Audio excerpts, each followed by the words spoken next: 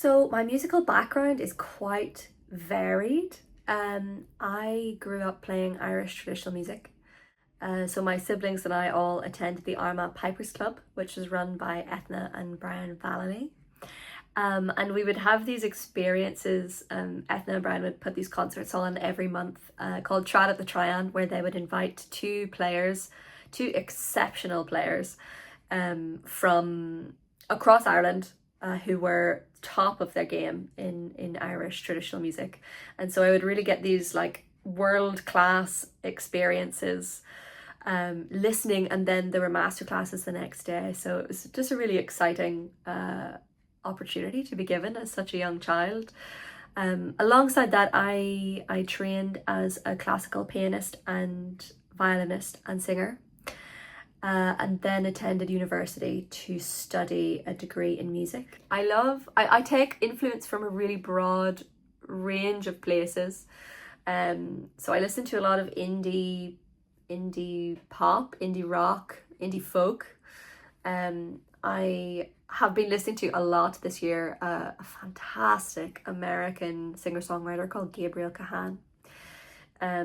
And I, of course, listen to a lot of contemporary classical music as well. So the likes of Laura Bowler, Caroline Shaw, just I try to take in as much music as I can, really, so that you never know where the ideas and the inspiration is going to come from. So I think the more you take in, the more room you have in your head to play around with ideas and with things. So I try to take in as much music as I can.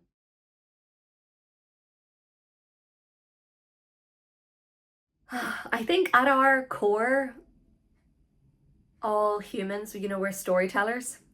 And I think that's what mythology is. Really, it's telling stories. There's a reason that so many cultures have such a strong connection to their own mythologies, and there are myths and legends from all over the place, and each culture has their own unique folklore, and I think that's really beautiful. And for me, I find it so engaging because it's so narrative focused, and you can really use your imagination with it. I think for me, particularly with the Mórrígan, there's this sense of, okay, I know exactly what that is. She's a warrior goddess, and sort of the music almost writes itself. It's so there's a real clarity to it, and there's a real sense of emotion behind it, and I think that's something that I really love to do within my music, is to tell stories. So the Mórrígan is an incredible character. Her reputation is that of a violent warrior goddess. That's what initially drew me to her. She's this incredibly strong, powerful, and smart warrior goddess who would kill you as soon as look at you. But in my research, I really discovered this other side of the Mórrígan that lends itself to this idea of duality. She is violent and vicious, but it's for a purpose. She's doing it for the sovereignty of Ireland. It's for the land and its people. And so there's this idea of death and rebirth, because not only is she a goddess of war and fate, but also of sovereignty and fertility. So there's this kind of death and renewal. So there's that complexity in her that I think is just so important to get across, particularly because she's a woman as well. And being able to try and kind of draw out the strands of the stories that and the themes that I really resonate with, and try and build them into a piece of music in the most exciting way that I could, has been such a joy. I think the main thing that I tried to get across, the main sort of points that I tried to get across in the music, was actually this sense of duality. And so how I got that across was by splitting the orchestra in two. So there's this almost always present idea of bitonality. So in the lower sort of part of the score, the strings sit in Locrian, which is a mode, the seventh mode, and the winds and brass sit in Lydian, which is the fourth mode.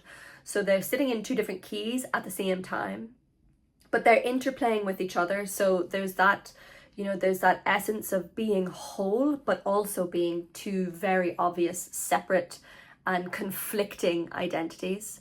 And then you've got the uilleann pipes obviously sitting over the top, and the uilleann pipes sit in a fixed scale. So there's that kind of interplay between all three parts.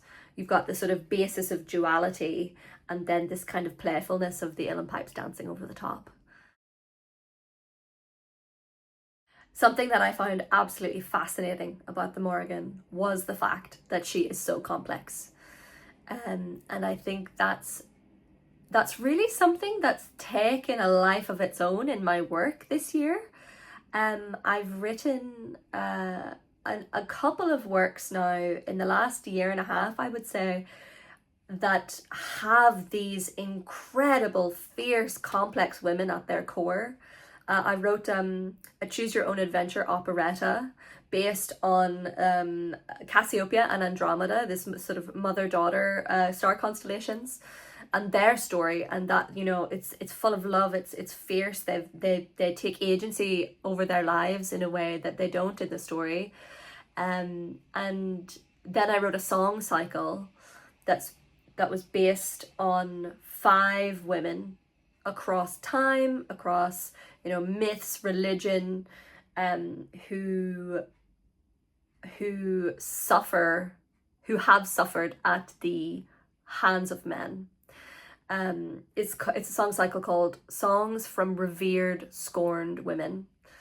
And I think going into my Mórrígan research, I thought that she was this kind of fierce warrior, and uncovering just the sheer complexity of her was such a joy, that I could really bake into the music. And I think, it's become a real staple of my work in the last year, is to really tell these women's stories.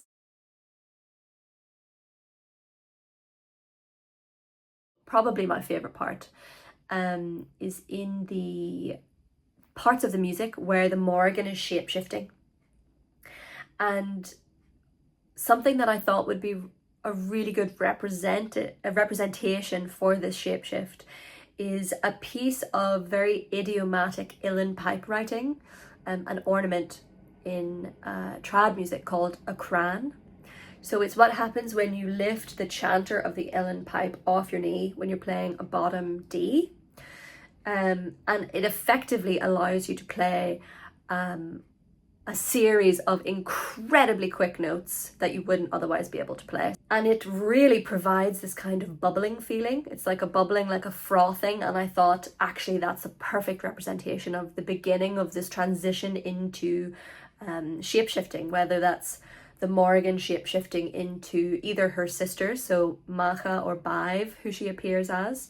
She also appears as a crow, an eel, a cow, like all of these different animals. And so this cran idea is kind of I've taken it and sort of extrapolated it across the orchestra. So at different points you hear this kind of bubbling feeling. Although the orchestral instruments cannot play the idiomatic cran that the pipes play, I've adjusted them slightly so that they sound similar. So that you get this kind of cran idea bubbling throughout the entire orchestra. So that's really something to look out for as well. And that's sort of near the end of the first movement.